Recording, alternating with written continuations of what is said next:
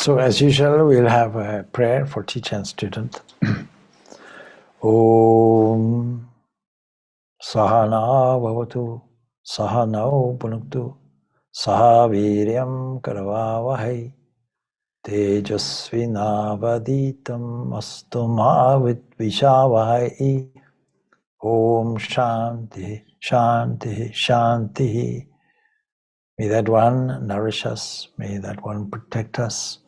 May we work together with great energy and vigor.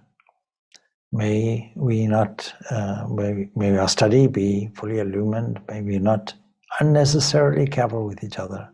Peace, peace, peace be unto all. Good. So this evening you may have noticed there's a different topic from our usual topic, which is normally on the science of religion, and loosely is exploring Raja Yoga by Swami Vijnanananda, since really Raja Yoga is a science of religion, or otherwise known as meditation, as a process. But yesterday was Swami Vijnanananda's birthday, and so we never had a talk yesterday in connection with that. So this evening we're going to talk a little bit about a great soul, Swami Vijnanananda, who's one of the 16 monastic disciples of Sri Ramakrishna. Probably the youngest, or one of the youngest, certainly. And so, what makes greatness is a great question itself. We can go to museums, we can go to art galleries, we can go to history books and libraries, and we can read about the greatness of historical characters. But great characters in history do not really give us necessarily good examples. There may be warriors, there may be Alexander the Great, or there may be philosophers like Socrates, or there may be great artists, there may be great singers, great painters, great sculptors, there may be great scientists. And so what makes greatness in our human estimation is what a person did. And sometimes the greatness that is exhibited has nothing to do with any higher values.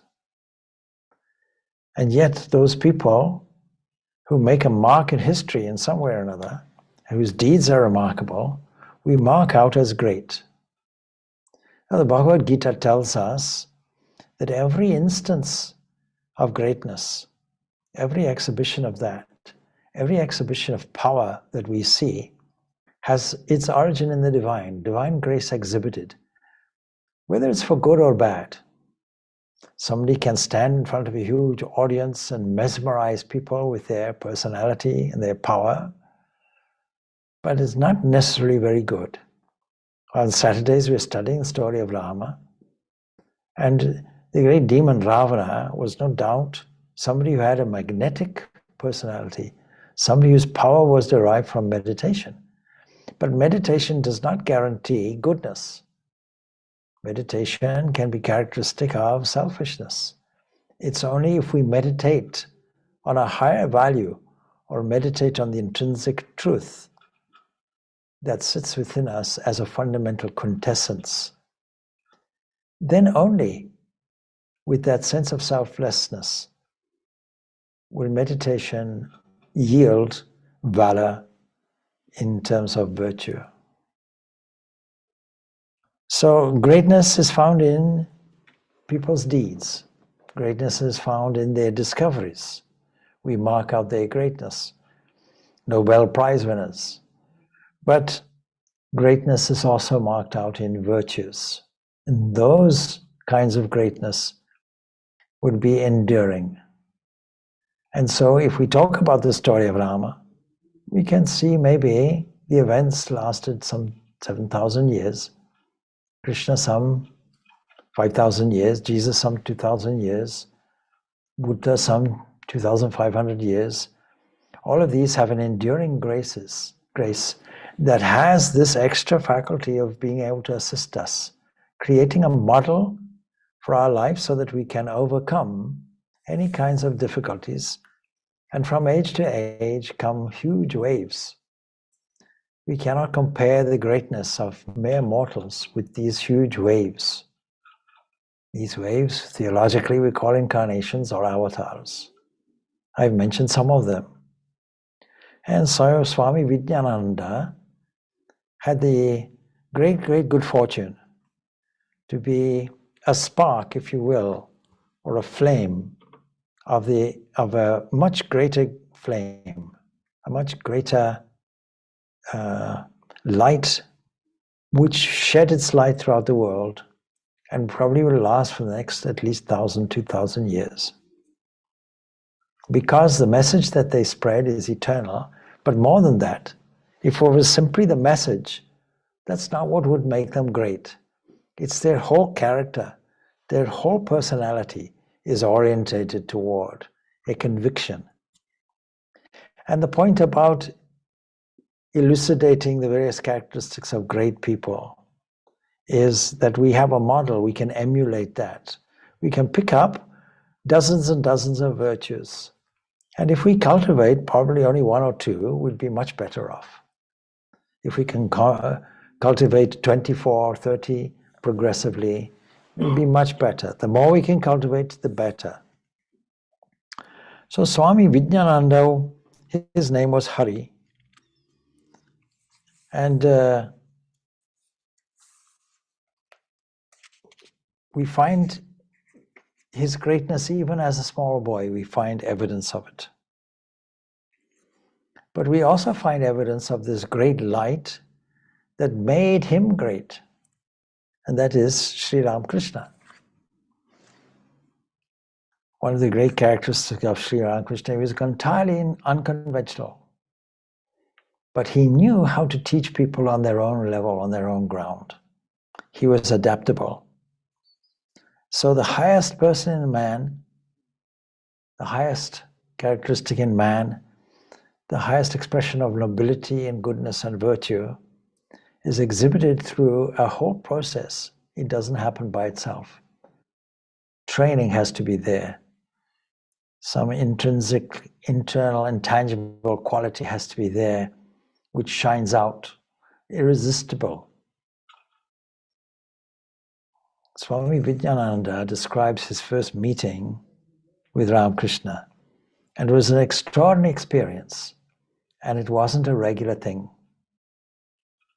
Because the master, Ramakrishna, was able to transmit spiritual power to his disciples at a mere touch, and you cannot get greater than that. I felt, he says, Sri Ramakrishna's room vibrating with a tangible atmosphere of peace, and the devotees present seemed to be listening in blissful absorption to the words that poured from his lips. He says, I don't recall what he said, but I experienced tremendous joy within. That is the great first mark of greatness. The capacity to share and to radiate joy, to leave somebody in a better mood, to have the ability to uplift people is required in today's age because the media is such that we are constantly in contact with bad news. And we have to somehow refresh or reboot, as it were, the mind and think in a different way, shift our values, and try to be in tune more with what we might call reality, which by its very nature would be uplifting and joyful and blissful. And so he was able to transmit this great joy.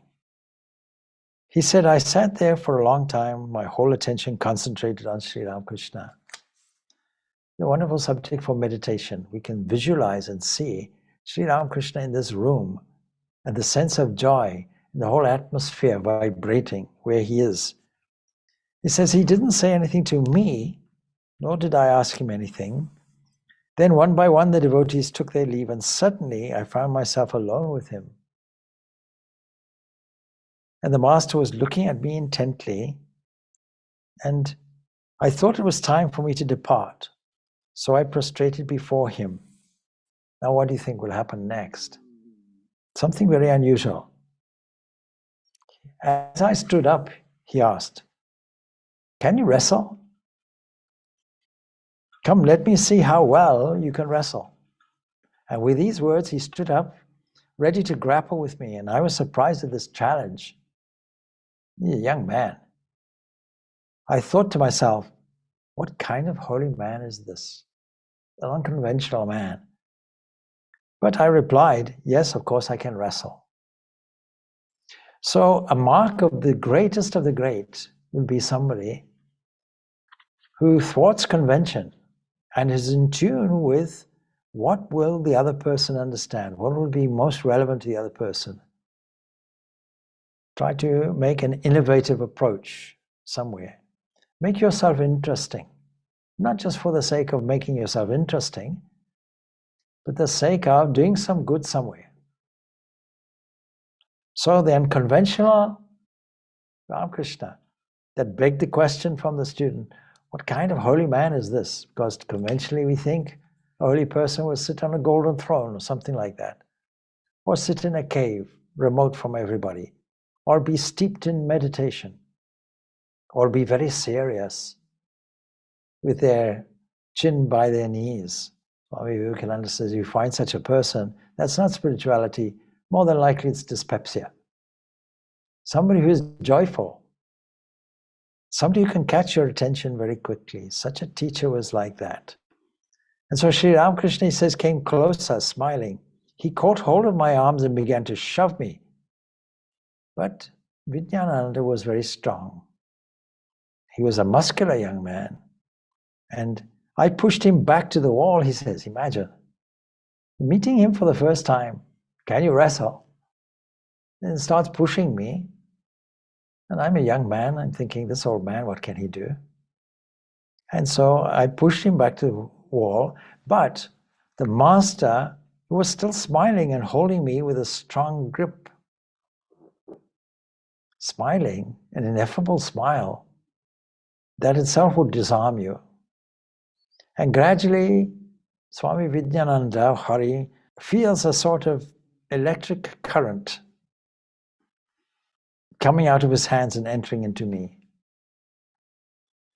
And that touch, he says, made me completely helpless. I lost all my physical strength. I went into ecstasy and the hair of my body stood on end. And releasing me, the master said with a smile, well, you're the winner. Like that. And with these words, he sat down on his cot again. Hari was speechless. Wave after wave of bliss, he says, engulfed my whole being.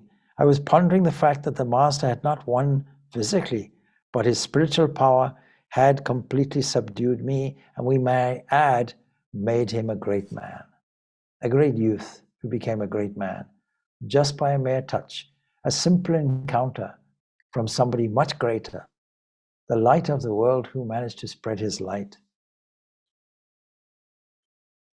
Then the master got up from his seat and patting me gently on the back, he said, come here often. It's not enough to come once. This was Ramakrishna's way of saying, if you want to spiritually develop, one visit is not enough.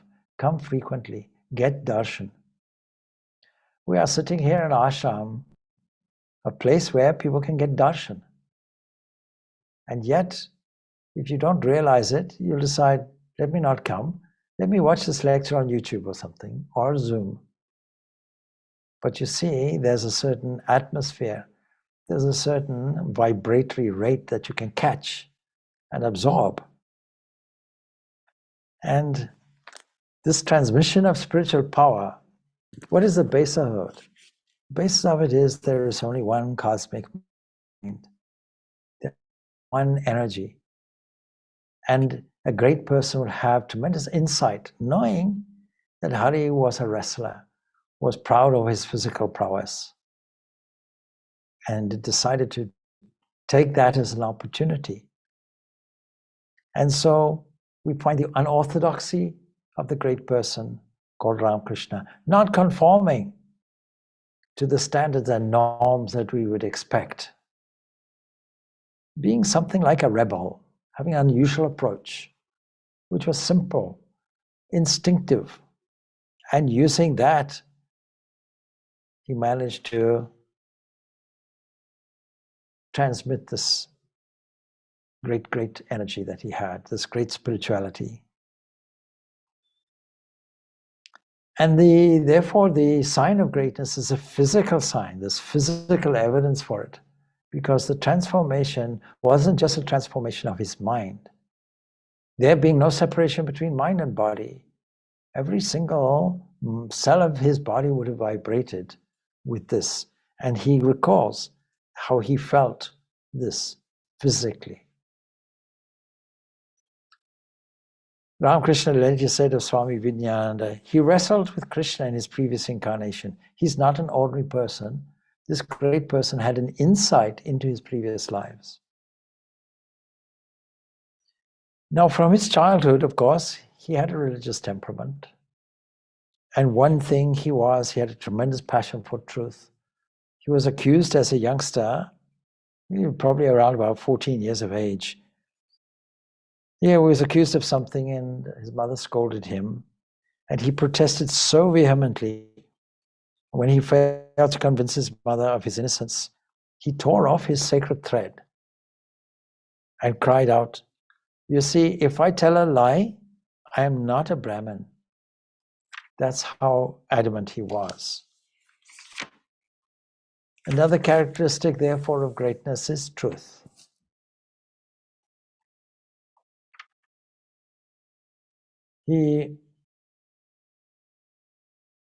One day in his youth, he heard a gunshot in the bamboo grove behind his house in Bulgaria.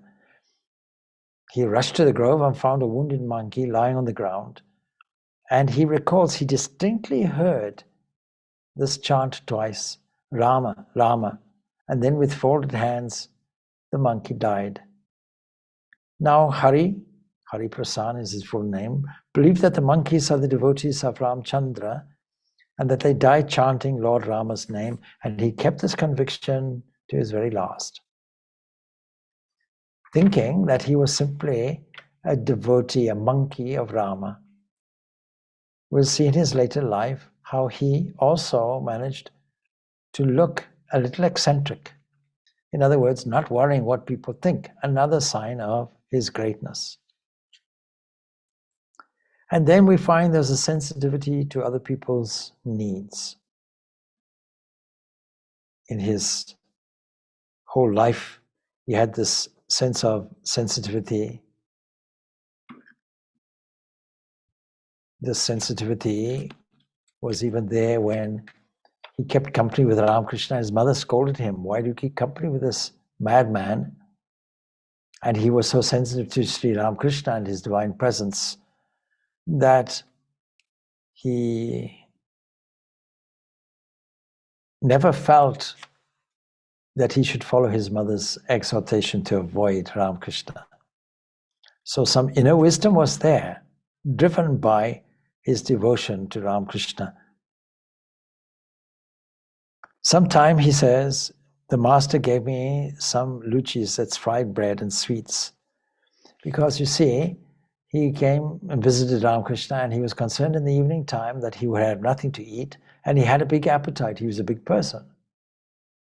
And so out of compassion, the great man, the master, gave some extra things, some luchis, fried bread, and some sweets, which were the Divine Mother's prasad. And Sri Ramakrishna made a bed for him and set up the mosquito curtain. See how much love the master has. And he recalls, I fell asleep as soon as I lay down. At midnight, I woke up. They found the master walking around the bed, and he couldn't understand the eccentricity, as he interpreted, of the master, who hardly ever slept at night, pacing up and down, "Mother, mother." And Vijnanananda was dumbfounded. He couldn't understand what was going on. But you see, it all added, because the master's disciple, all of his disciples felt an irresistible attraction for their guru.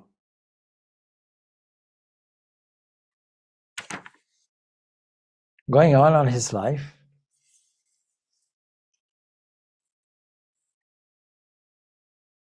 A characteristic of greatness will be tremendous love and compassion. We use the word love quite loosely. We use the word compassion very loosely.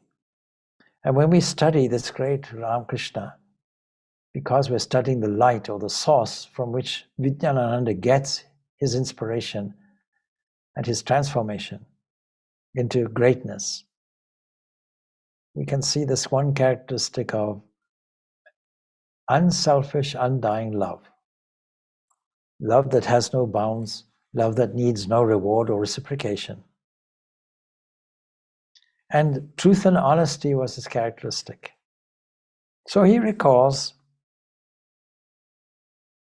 the master asked him why he hadn't been to see him for so long, why he had been so absent. And Hari Prasanna replied truthfully, "Sir, I didn't feel like coming. Moreover, I tried to meditate, but I find I cannot." He was blatantly honest. "What do you mean you can't meditate?" exclaimed the master.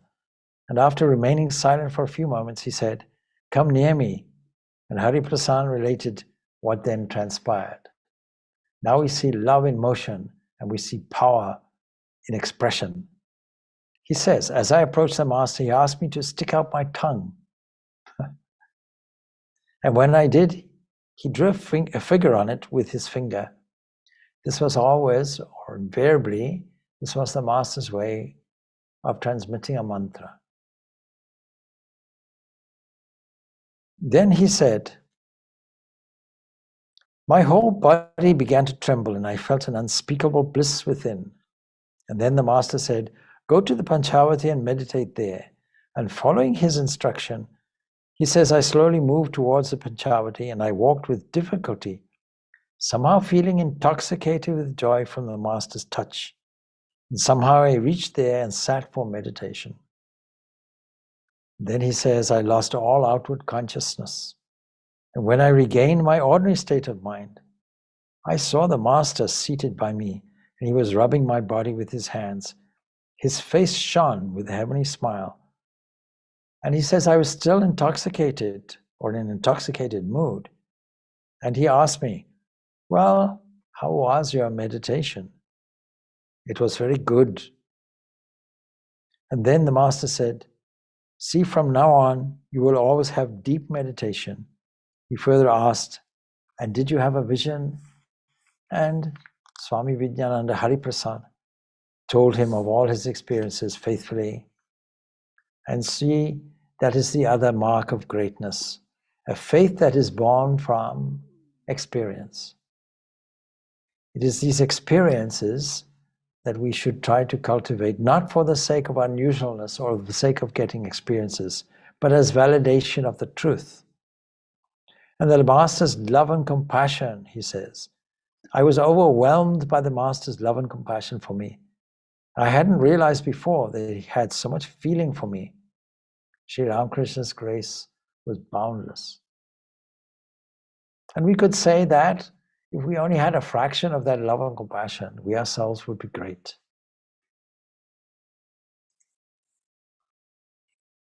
Some other episodes that Hari Prasanna would recall in connection with Sri Ramakrishna.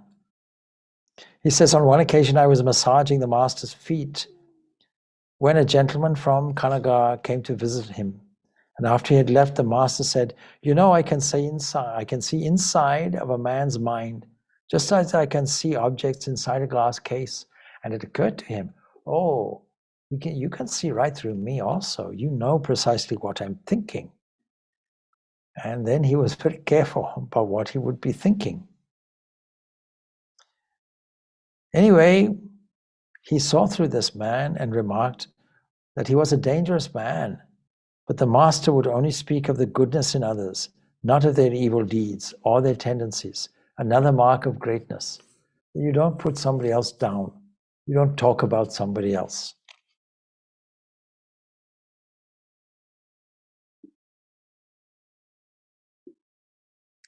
Another incident was, in his youth, he would study, this is Hari Prasanna, he would study all the great philosophers. He was a person of keen intellect. he ultimately became an engineer. And using his skill, he was responsible for realizing Swami Vivekananda's dream in terms of buildings and their structures and their designs, including the Bilamat temple. We'll talk about that later, because one mark of greatness is try to assess and understand your own talents and abilities. Don't squash them, but use them for the benefit of others. Once during his college days, when he went to visit the master at Dakshineswara, he asked him, "Is God with form, without form?" And the master replied, "God is with form as well as without form, and again, he's beyond both form and formlessness." Then I asked him, well, now if God is everything, if God is all, is this cot or this bed, is that also God? And Ramakrishna answered emphatically, yes, this cot is God. This glass, this utensil, this wall, everything is God. This concept I introduced into the earlier meditation this evening. Everything is God, wherever we look. And as he spoke, he says, I experienced, he said, an inner transformation and was lifted beyond the realm of ordinary consciousness. My heart was illumined and I saw the light of Brahman everywhere. And that is also a mark of greatness. The capacity to convey the speciality and the specialness of the truth and convey it in such a way that that truth can be conveyed in an experiential way to you and me. Anyway, I mentioned how he was a person of keen intellect. He'd studied all the Western philosophers, Kant and Hegel, other great philosophers. But one day he said to the master, "Sir, what do you know about philosophy?" "What are you saying?" said the master. You have to recall that the master, in his greatness, was not that interested in mere bread-winning education. He was more interested in the direct experience and the experimentation of truth. Mark of greatness is not to take in blind faith whatever anybody says, but to experience for yourself through experimentation to see if it's a success or a failure in terms of its results. So he says, knowledge of God is not in any book. Those books are all products of ignorance. What a great statement the master made. And later, finding no way out, I gave up arguing. In the beginning, we need faith for God realization. Should we all throw books away as a result of this? No, not necessarily. But should we rely on them, or should we cultivate faith? Faith is primordial. And what does faith mean? The great people have faith. The most successful great people have an understanding that the whole of nature is in my favor and provides all the resources for my growth and for my future needs. I don't have to stress about it.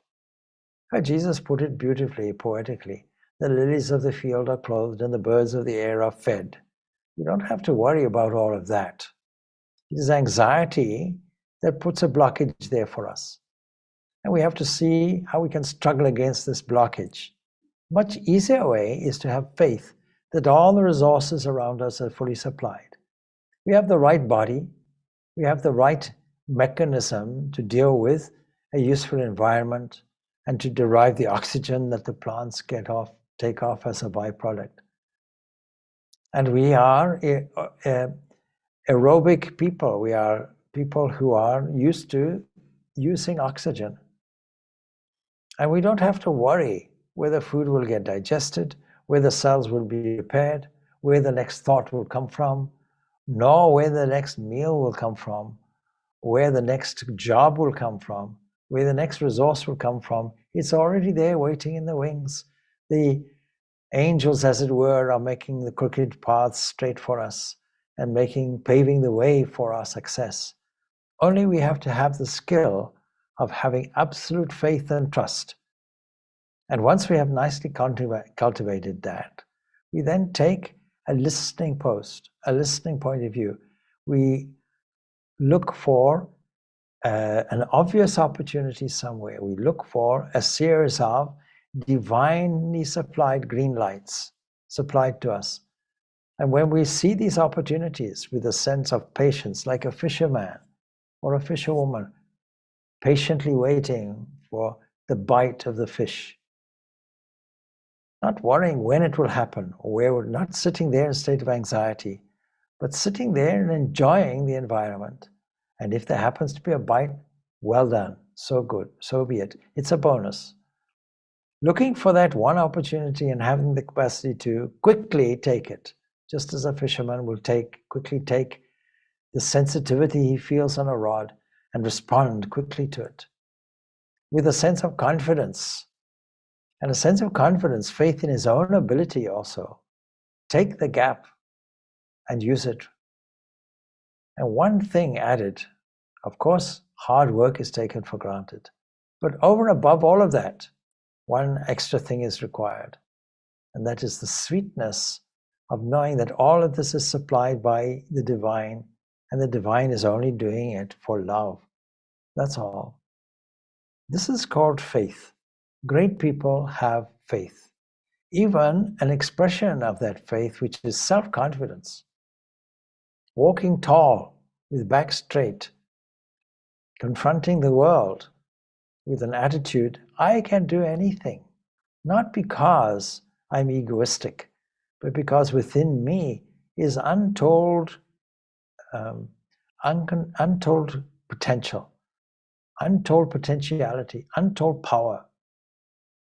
And if a Ramakrishna can tap into that and can express it and can use it, I also can do it.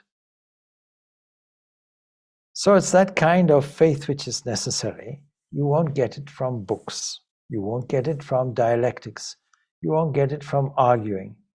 You see our prayer that we say deliberately, say, let us not unnecessarily argue with each other, but let us understand that all our endeavors and all our study is because our speech is supplied for us. The capacity to speak, the capacity to formulate ideas, the capacity to absorb the ideas that we get from others. None of this is up to us. None of this is due to our own individual effort. It is all a response. And so that is the greatness that we find there as well.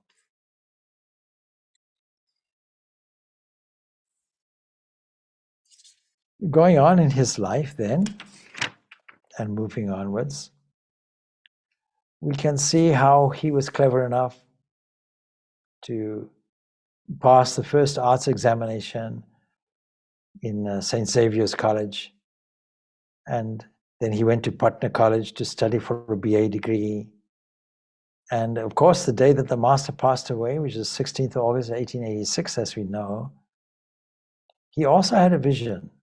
He saw Ramakrishna standing in front of him. And he wondered, how did the master come here?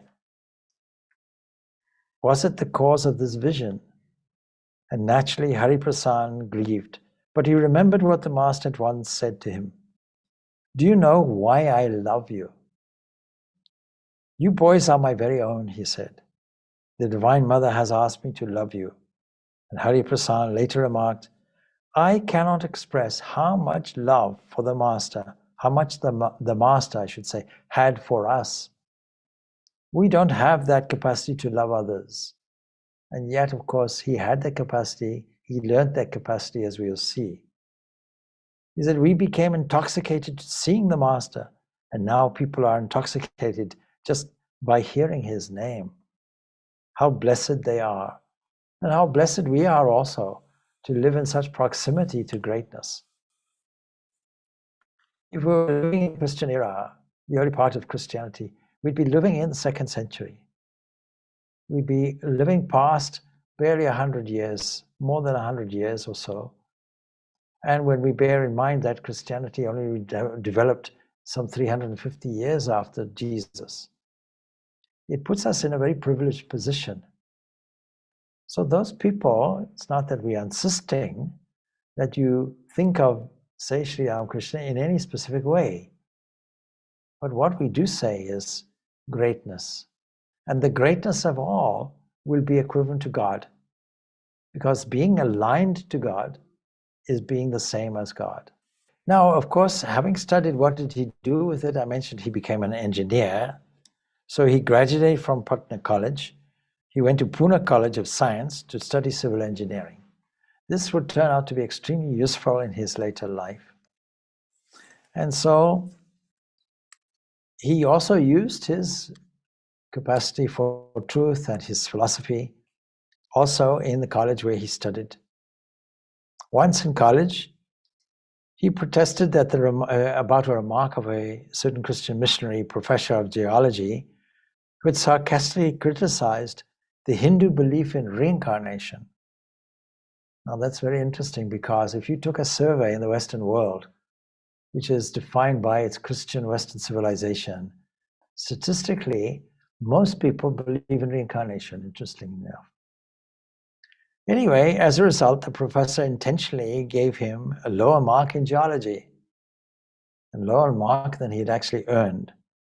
And due to this mark, he placed second instead of first in his final examination. But despite this, after graduating in civil engineering, this was in 1892, don't forget, Swami Vivekananda is going to attend Parliament of Religions 1 year later, 1893. He was given a job of district engineer. And while in a position, the Varanasi-Kashipur road was built under his personal supervision. That is still there today. Now, you might say, as a civil engineer, a disciple of Ramakrishna, there seems to be a disparity between these two things. You would expect some person not to take up the job of civil engineering. Is this compatible? If you think it's incompatible, you have never heard of karma yoga. But anyway, during his time, of course, in Varanasi, very holy city, he met the great sage, the great yogi, Bhari Baba.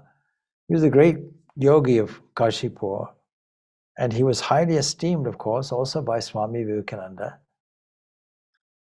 But as a government engineer, Hari Prasanna worked nearby in various places in Meerut and other places in Uttar Pradesh.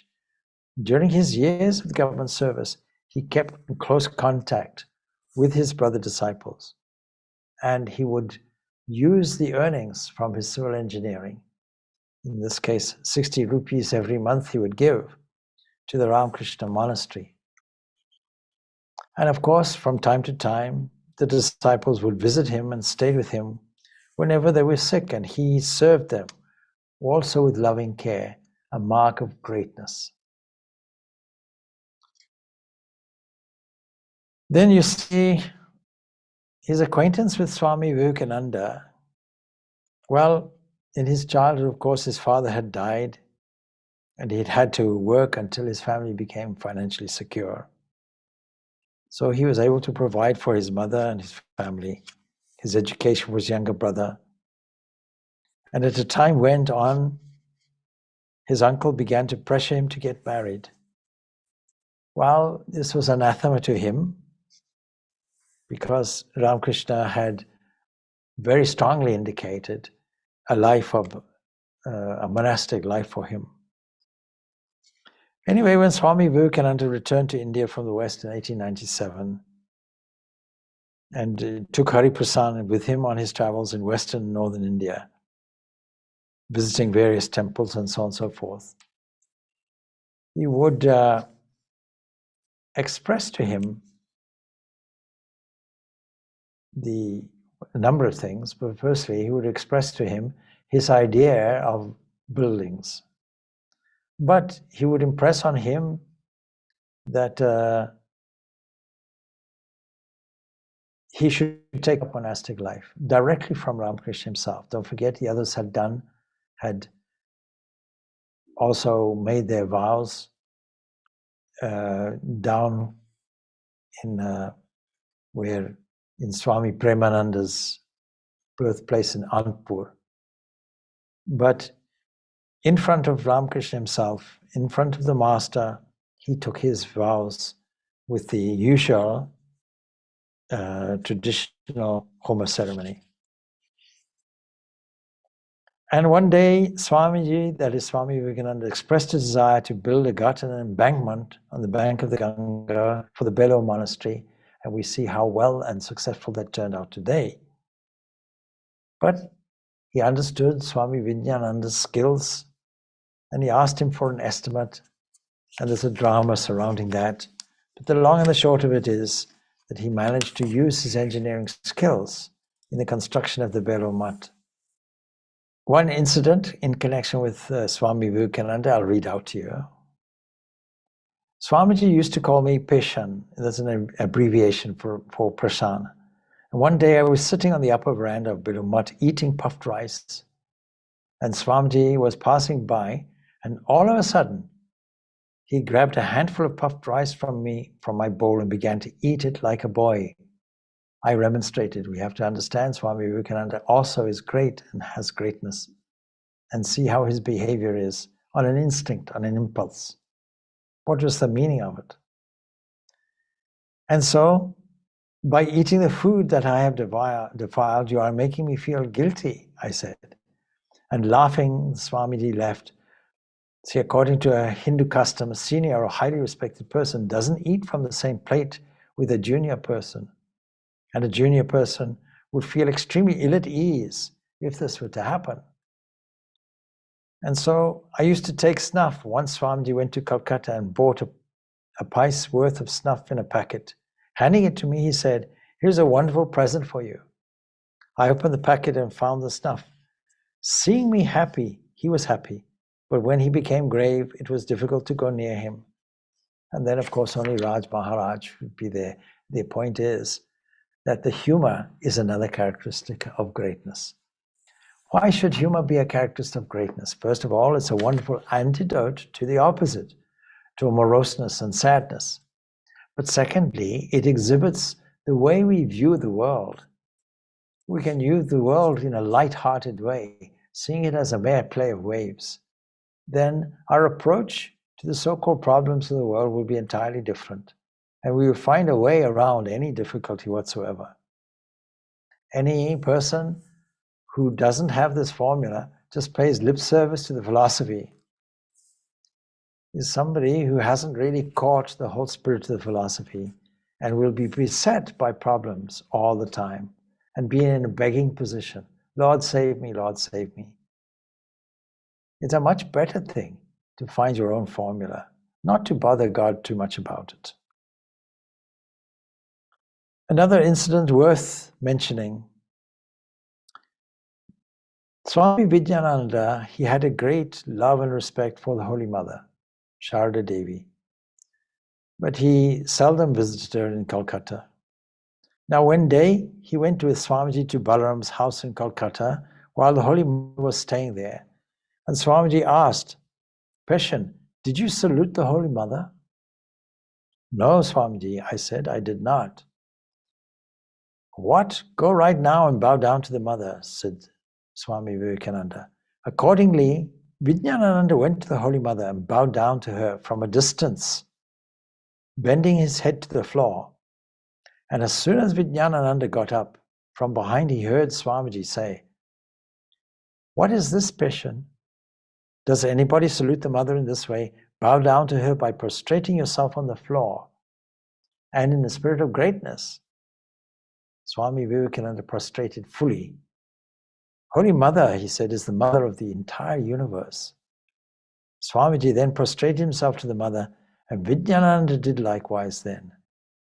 Later, Vijnanananda remarked, "I couldn't imagine that Swamiji would follow me to the Mother."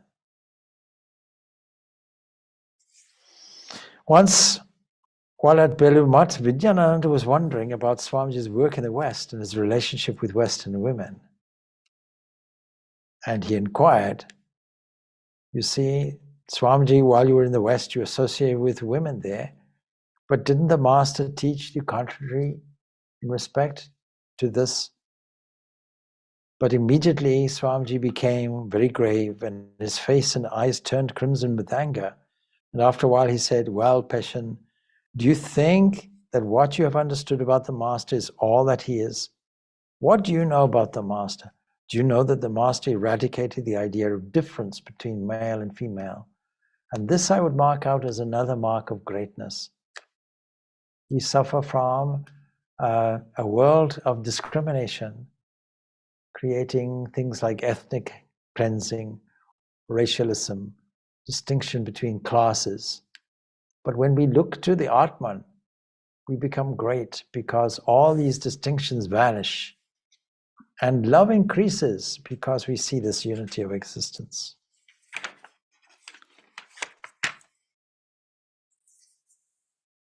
A great soul also sees greatness in others. In the last years of his life, Swami Vivekananda's mind was mostly absorbed in God consciousness. One day he remarked, "I cannot say anything to Peshin because I see the Master in him." And to this Vijnanananda responded, "The Master dwells in every being. It's no wonder that you see the Master in me through your divine sight." "Oh no, Peshin," said Swamiji. "It's not like that. I see distinctly that the Master has made his habit in you nicely." And Vijnanananda humbly replied, "Swamiji, you see whatever you want to, but I don't understand it." Another time, Vijnanananda asked Swamiji, "Well, does the Master accept the food which we offer in the shrine?" Now here's a remarkable thing. "Yes, he does," replied Swamiji. "A ray comes out from his third eye and touches the food. If you want, I can show it to you today in the shrine." But Vijnanananda fully believed what Swamiji had said and proceeded no further. This mutual love and trust of Sri Ramakrishna's disciples made their lives joyful.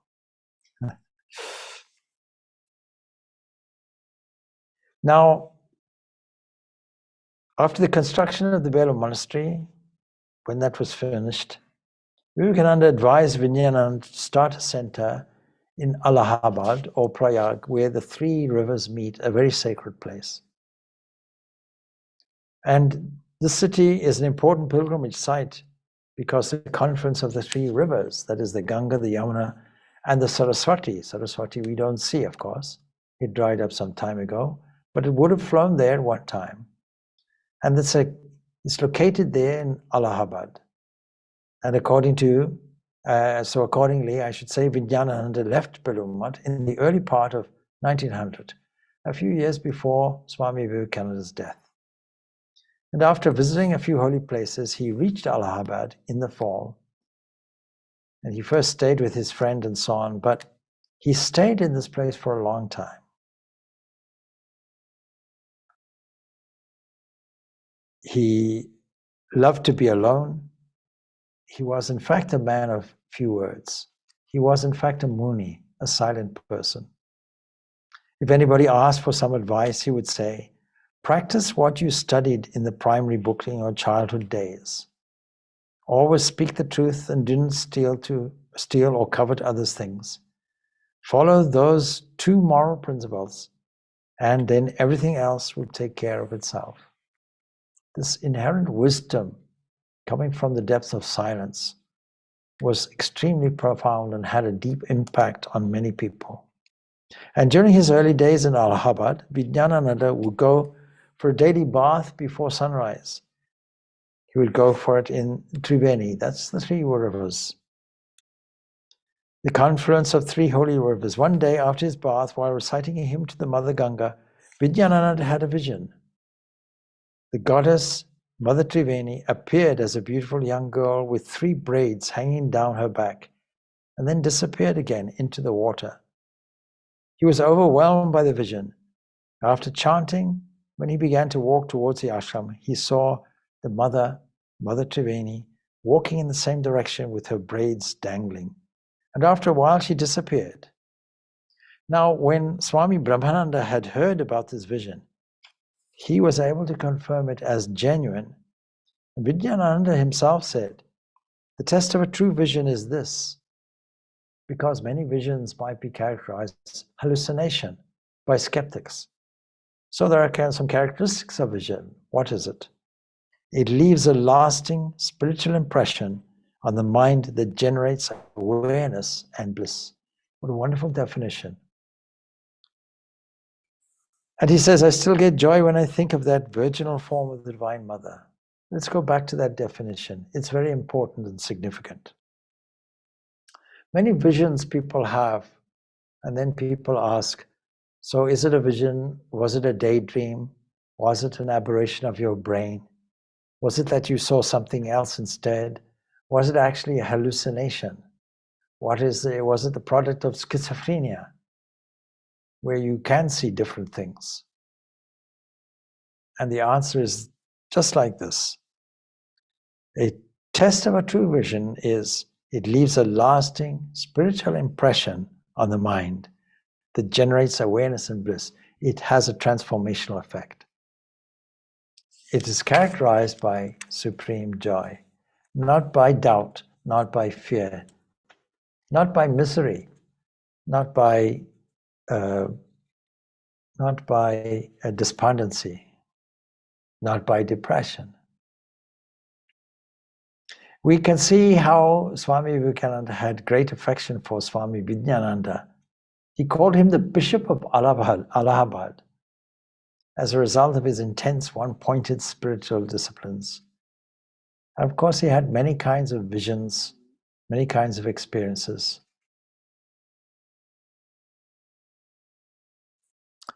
The Vedanta scripture says, if you want the knowledge of Brahman, shun crowds like a snake, good food like poison, and sense pleasure like the devil. And Vijnanananda followed this advice to the letter. And he was extremely punctual, very systematic. Is another mark of greatness. To be systematic, to be organized, not to be erratic, because that creates a certain battery of power. We see this example in Swami Vivekananda's Raja Yoga. He talks about electrons moving in the same direction, what we call electricity. If they're all moving in scattered ways, we won't get the product that we call electricity.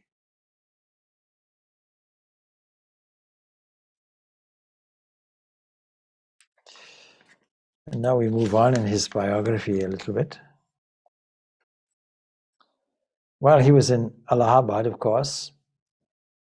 Allahabad has an extreme climate. It's very hot in the summer and severely cold in the winter. And the ashram had no electricity, and moreover, it was very close to the main railway line, which made it very noisy. Can you maintain some discipline in such an environment?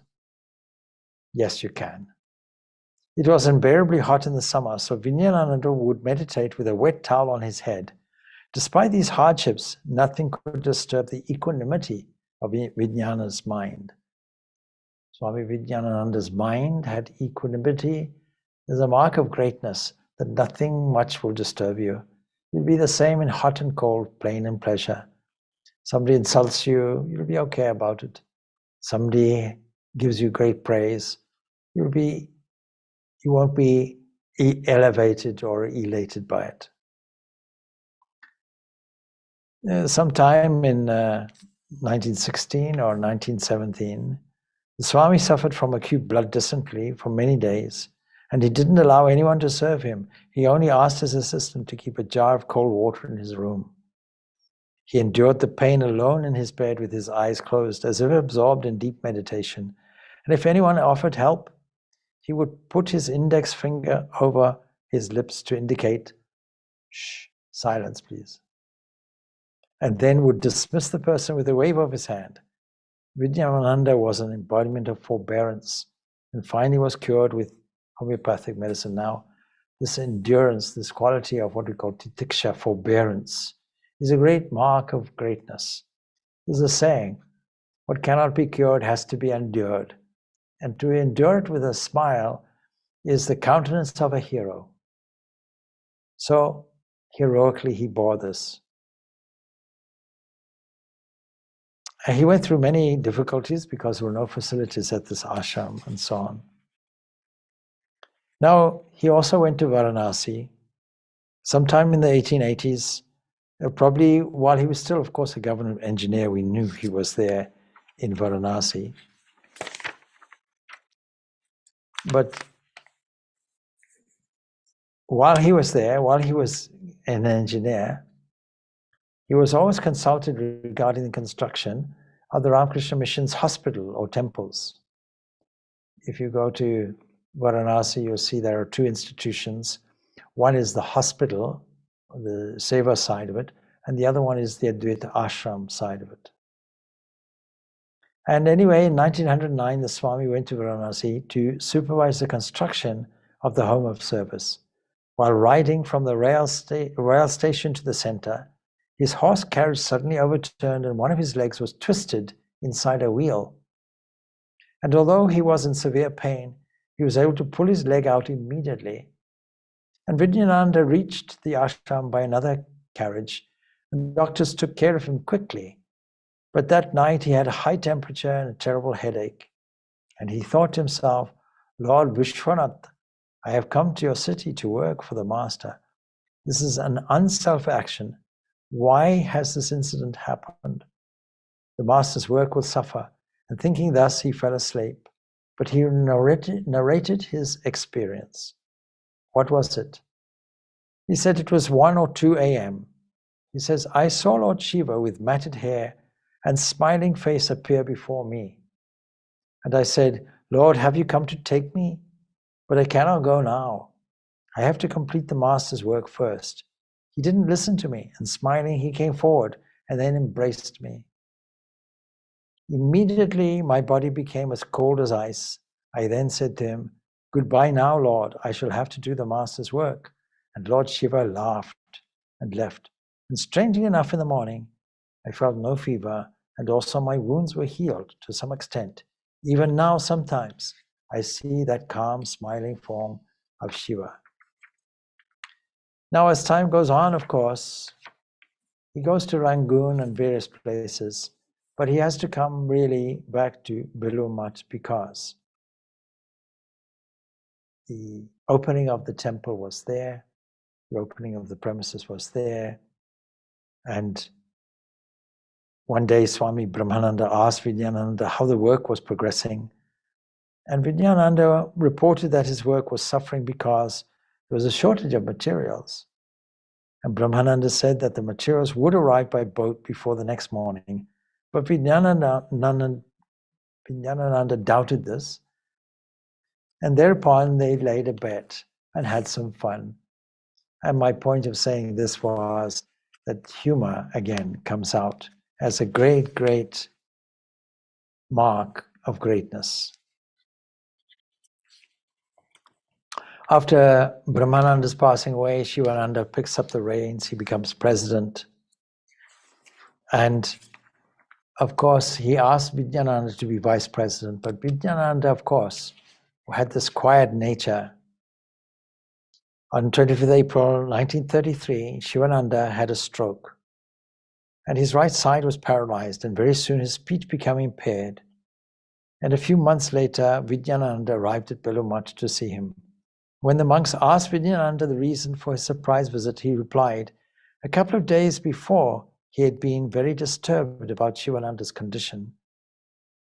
Then the master appeared to him and said, Don't worry, I'm looking after him.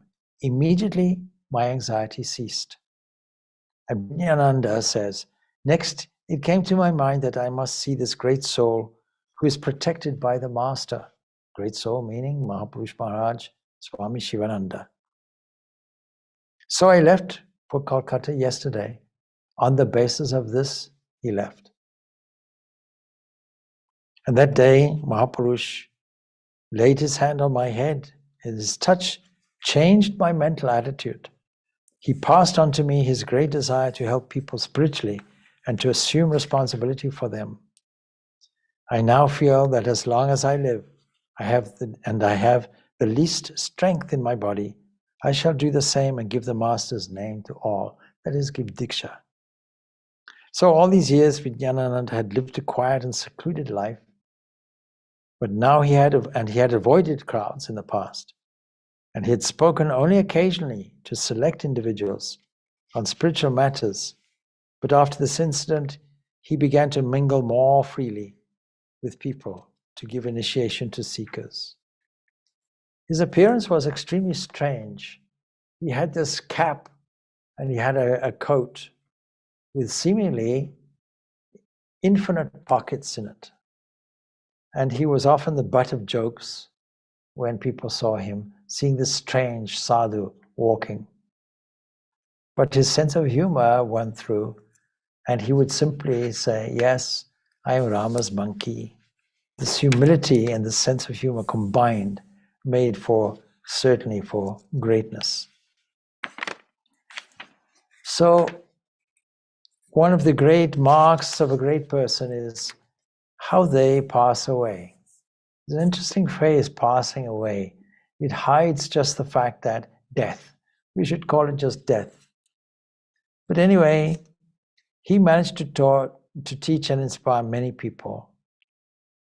Not so much through his lecturing, as he did, but through his exemplary life, which was full of purity and renunciation. Soon after the dedication of the temple at Belumat, Vijnanananda began to prepare for his departure from the world. And he returns to Allahabad. He did it in 16th January 1938 and came back to Belur on 26th February for the birth anniversary of Sri Ramakrishna. He, at that point, tells all the monks in Belumat, please arrange to have someone else as your president, because after Mahaprusha's passing away, he ultimately, well, not only that, but ultimately he became the president. So the monk, so he was encouraged. A monk suggested that Swami consult the famous physician, because he was suffering, who had treated Swami Shivananda. Is there any doctor better than this one? Asked the Swami. The monk replied, oh yes, there is one, Dr. Nilratan Sarkar. Is there anybody greater than him? No, there's none. He is the best doctor here. Then Vijnanananda said, yes, there is one better still, and he is the Master himself, and I'm under his care. This was his last visit to Belumat. He managed before his passing away to translate the Ramayana from Sanskrit into English. Unfortunately, he couldn't complete the work. And one day he was joking with a devotee, do you know the meaning of the word Ram? In Bengali it sounds like Ram. That is Lord Ramchandra. It is a kind of liquor. That is a kind of, alcoholic drink. You cannot know it unless you drink it.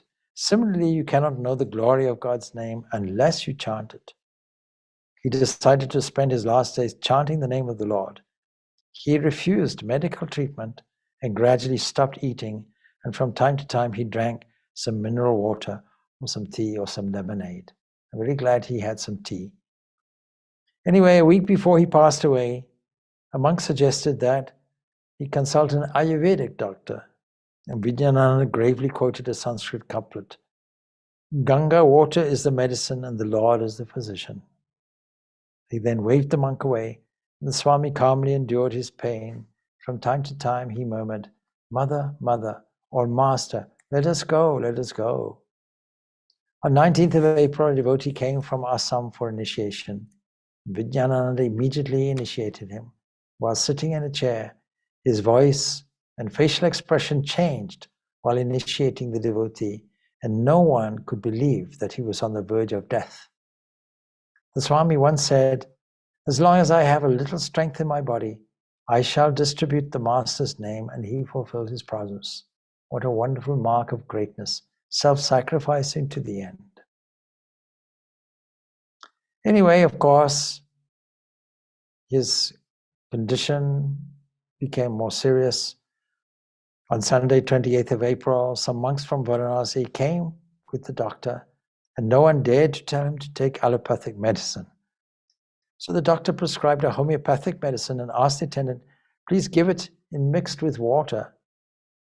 The next day at 10 a.m., the doctor came again and asked, how are you? I am fine, replied the Swami. His eyes were closed and his face was as serene as if he were immersed in meditation. And when his attendants tried to change his position, he made a little noise, indicating that his end was imminent. And the monk put a little Ganga water into his mouth, and other monks began to chant, Om Namo Bhagavate Ramakrishnaya, salutations to Bhagavan Ramakrishna. His face beamed with joy. He passed away 320.